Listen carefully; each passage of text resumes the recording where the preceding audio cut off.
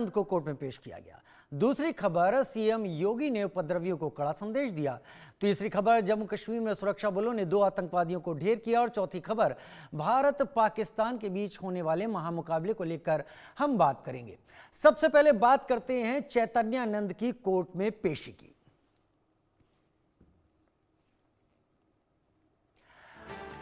चैतन्यानंद की कोर्ट में पेशी की हुई है। दिल्ली के पटियाला हाउस कोर्ट में पेशी हुई। पुलिस चैतन्यानंद की रिमांड मांग सकती है। 17 लड़कियों के यौन शोषण का चैतन्यानंद पर आरोप है। चैतन्यानंद का मेडिकल कराया गया। दिल्ली पुलिस ने आगरा से गिरफ्तार किया है चैतन्यानंद को। यानी अपने खिलाफ मामला बनता देख वो इतनी तेज फरार हुआ कि आगरा तक पहुंच गया। चेहरे से देखिए कितना शातिर लग रहा है और कितना अपराधी प्रवृत्ति की उसके चेहरे से भंगिमाएं दिख रही हैं। ये चेहरा अपने आप में बहुत कुछ छुपाए हुए है।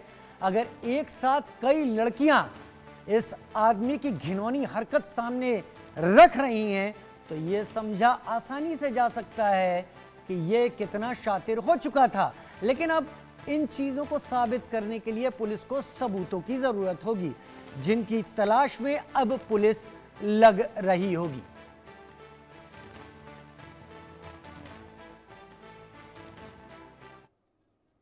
बाबा चैतन्यानंद की गिरफ्तारी आगरा के इसी दफाश होटल से हुई है। 17 छात्राओं के साथ यौन शोषण का आरोपी बाबा 101 में यहीं रुका हुआ था। ये देख सकते हैं कि द फर्स्ट होटल है आगरा का, पुरानी मंडी चौराहे है। जिस प्रकार से पूरा होटल आप देख रहे होंगे, इस होटल से सुबह 3:30 बजे बताया जा रहा है कि इसकी गिरफ्तारी हुई है।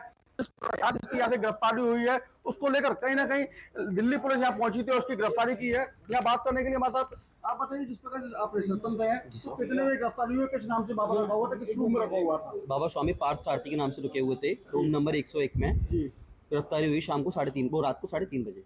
कितनी पुलिस आई थी, कहाँ से? 2 लोग थे। कहाँ से आए थे? दिल्ली पुलिस से। क्या बताया? उन्होंने बताया हम क्राइम ब्रांच से जी। Sub inspector. अच्छा, हाँ जी। बाबा ने क्या नाम बताया था? बाबा ने अपना बताया स्वामी पार्थ सारथी। कहाँ इसमें रजिस्टर में दिखा? देखिए रजिस्टर में आप देख सकते हैं जिस प्रकार से बाबा यहाँ जो पार्थ सारथी के नाम से रुका हुआ था और जिस प्रकार से जो रूम था वो 101 नंबर रूम में बाबा रखा हुआ था। जिस प्रकार से सुबह से यहाँ 3:30 बजे लगभग जो क्राइम ब्रांच की टीम आई थी दिल्ली की, वो यहाँ से बाबा की यहाँ से गिरफ्तारी की है। और जिस प्रकार से अब आगे की इन्वेस्टिगेशन पूरी चल रही है, उसको लेकर कहीं ना कहीं जो होटल है उस होटल में गिरफ्तार हुई है और भी सारी चीजें इन्वेस्टिगेशन यहाँ से की जा रही है। Sanjay Singh, India news, Agra. संभव शर्मा मेरे सहयोगी इस वक्त मेरे साथ ज्यादा जानकारी के साथ जुड़ गए हैं। संभव, अब ये शख्स पकड़ में आ गया है, इसके खिलाफ आरोप भी हैं और ये शख्स भी अब पुलिस के पास है। पुलिस कोर्ट में पेश कर चुकी है। क्या दलीलें रख रही है पुलिस कोर्ट में, किस बात पर जोर दे रही है? देखिए, पुलिस ने पहले ही स्पष्ट कर दिया था कि पुलिस को बाबा की रिमांड चाहिए, चैतन्यानंद की रिमांड चाहिए। जब एंटीसिपेटरी बेल पर बात हुई थी तभी पुलिस ने ये स्पष्ट कर दिया था कि उसे पुलिस को रिमांड चाहिए और तमाम जगहों पर ले जाया जाएगा बाबा को। और यही बात पुलिस दोबारा कोर्ट में रख रही है कि चूंकि कुछ जगहों पे बाबा को ले जाना है, तमाम तरह के आरोप हैं बाबा पर, उसमें जो यौन शोषण के आरोप हैं उस बात को भी पुलिस ने कोर्ट में रखा है कि यौन शोषण के आरोप हैं तो उसको भी देखते हुए अलग अलग जो एलिगेशंस लगे हैं, आरोप लगे हैं बाबा पर, और उसके लिए अलग अलग जगहों पर ले जाया जाएगा और इसलिए पुलिस के लिए रिमांड चाहिए। हालांकि कितने दिन की रिमांड चाहिए ये अभी क्लियर नहीं है। ये देखना होगा कि पुलिस कितने दिन का यहाँ पर रिमांड मांगता है। आमतौर पे ये इस पुलिस के सोर्सेस से समझ में आ रहा है कि वो 5 या 7 दिन की रिमांड दिल्ली की पटियाला हाउस कोर्ट से मांग सकती है। लेकिन जो आर्गुमेंट है यहाँ पर वो इंपॉर्टेंट है। दिल्ली पुलिस के जो आर्गुमेंट है, चाहे वो एंटीसिपेटरी बेल के समय हो चाहे अभी हो, वो लगभग वही है।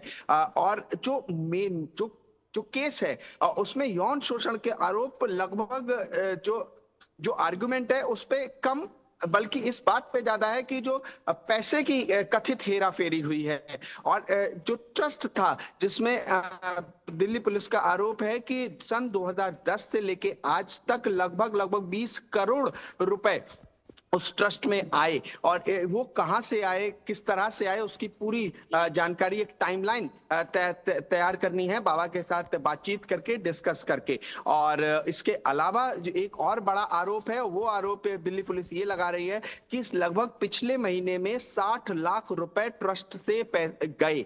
तो वो 60 लाख रुपए कहां खर्च हुए, ये बाबा जवाब दें। उसके लिए उनकी रिमांड की जरूरत है, पुलिस रिमांड की जरूरत है। और अब देखना होगा दिल्ली की पटियाला हाउस कोर्ट उन्हें कितने दिन की जो रिमांड है भेजती है, क्योंकि कई बार ऐसा होता है कि जुडिशियल कस्टडी में भी कोर्ट सीधे भेज देती है। लेकिन यहां पर ये देखना होगा क्या पुलिस कस्टडी मिलती है या जुडिशियल कस्टडी यानी कि न्यायिक हिरासत। क्योंकि अगर न्यायिक हिरासत मिलती है तो सीधे तिहाड़ जेल ले जाया जाएगा। अगर पुलिस कस्टडी मिलती है तो कुछ दिन बाबा को लॉकअप में रखकर पूछताछ की जाएगी, डिटेल में अलग अलग जगहों पर ले जाया जाएगा और तमाम जो सवाल उठ रहे हैं उन पर पूछताछ की जाएगी। हालांकि अगर बात करें कि बाबा के वकील क्या कह रहे हैं, तो बाबा के वकील यही कह रहे हैं कि 3 एफआईआर्स रजिस्टर की गई थी और वो जो 3 एफआईआर्स थी वो इसलिए रजिस्टर की गई कि बाबा को फंसाया जाए, ये उनके वकील का आरोप है। और ये उस समय रजिस्टर की गई, उस समय लिखी गई ये एफआईआर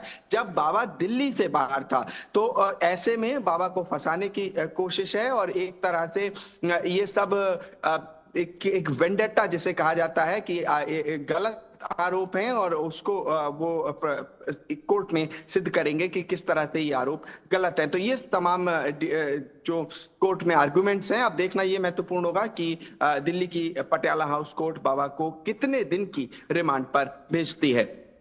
संभव आपको थोड़ा सा अजीब नहीं लग रहा जो आपने जानकारियां सामने रखी कि मामला यौन शोषण का था? इतनी लड़कियों ने कंप्लेंट कर दी, इतनी लड़कियों से पूछताछ हुई, कई लड़कियां तो अभी सामने नहीं आई और जांच हो रही है फाइनेंशियल धोखाधड़ी पर। क्या फाइनेंशियल धोखाधड़ी को लेकर इतनी रिमांड दी जा सकती है? पहली बात तो ये। और आश्चर्य की जी बिल्कुल राजीव जी, आप भी लगातार कोर्ट्स कवर करते रहे हैं, आप बिल्कुल सही सवाल उठाया और हम भी एक तरह से आश्चर्य में थे जब एंटीसिपेटरी बेल पर बात हो रही थी, जब अग्रिम जमानत बाबा ने पटियाला हाउस कोर्ट में लगाई थी, तो बाबा को कहीं ना कहीं ये पता था कि पुलिस रिमांड लेगी और इसीलिए उससे पहले ही शनिवार की सुबह सुबह अचानक से पटियाला हाउस कोर्ट में एक सुनवाई होती है और उसमें ये कहा जाता है कि बाबा को अग्रिम जमानत दे दी जाए जिस से कि वो जांच में सहयोग कर पाए। उस समय भी जज ने यही बात कही थी कि क्या दिक्कत है, बाबा क्यों जांच में सहयोग नहीं कर सकते और चैतन्यानंद क्या जांच से भाग रहे हैं। और अगर जब चीजें इतनी क्लियर हैं और जब उनके काउंसिल जिस तरह से बात रख रहे थे कोर्ट में, तो जब चीजें इतनी क्लियर हैं तो ऐसे में बाबा जांच ज्वाइन कर लें।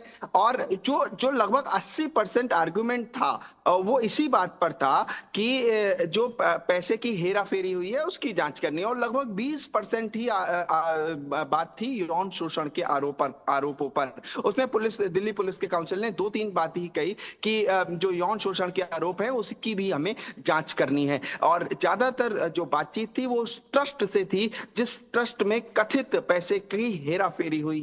और उसका बचाव करते हुए बाबा के वकील ने कहा था कि वो जो ट्रस्ट है वो आधिकारिक रूल्स है, जो लॉ है उसके अनुसार बनाई गई है और परमिशन के अनुसार बनाई गई है और हमारे पास सभी डॉक्यूमेंट्स हैं। इसी बात पर जज ने कहा था कि फिर आप जांच में शामिल हो जाइए, उसमें दिक्कत क्या है। तो उनके वकील ने कहा था कि मुझे यकीन नहीं है, मतलब मैं सिस्टम पर उतना ट्रस्ट नहीं कर सकता कि हो सकता है कि दिल्ली पुलिस सही तरह से इन्वेस्टिगेशन ना करे और इस वजह से हम अग्रिम जमानत के लिए यहाँ पर पटियाला हाउस कोर्ट आए। तो उस समय भी और आज भी ये जो आर्गुमेंट्स हैं ये अपने आप में सवाल खड़े करते हैं कि हाँ क्या दिल्ली पुलिस के दिमाग में चल रहा है। लेकिन देखिए क्या होता है कि एक तरफ खबर सूत्रों के हवाले से चलती है जब क्राइम की खबर होती है, लेकिन जब मामला कोर्ट में होता है तो जो ऑफिशियल रिकॉर्ड होता है, जब डॉक्यूमेंटेशन जब चाहे दिल्ली पुलिस तो चाहे दोनों ही पक्ष अपनी बात ऑफिशियल तौर पे रखते हैं, वहां पर एक तरह से वो रिपोर्टेबल होती है। और यहाँ जो रिपोर्टेबल बातें हैं वही मैं अपने दर्शकों को बता रहा हूँ कि ये जो आर्गुमेंट्स हुए ये अपने आप में एक तरह से थोड़ा सा हैरानी पैदा करते हैं, क्योंकि जो यौन शोषण के आरोप हैं उस पर आर्गुमेंट्स कम होके इस बात पर ज्यादा होना कि किस तरह से पैसे की फाइनेंशियल जो हेराफेरी है वो हुई है। संभव वाकई ये थोड़ा सा आश्चर्यजनक है, लेकिन आप जानकारी दे रहे हैं क्योंकि आप कोर्ट को नजदीक से